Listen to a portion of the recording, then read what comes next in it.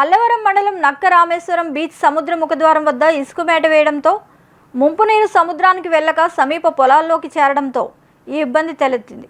దీన్ని గుర్తించిన కలెక్టర్ ఈ సమస్యకు శాశ్వత ప్రాతిపదికన పరిష్కరించే దిశగా యోచన చేస్తామని వెల్లడించారు. కలెక్టర్ స్వయంగా అధికారులతో కలిసి రామేశ్వరం మొగ్గ ప్రాంతాన్ని పరిశీలించారు.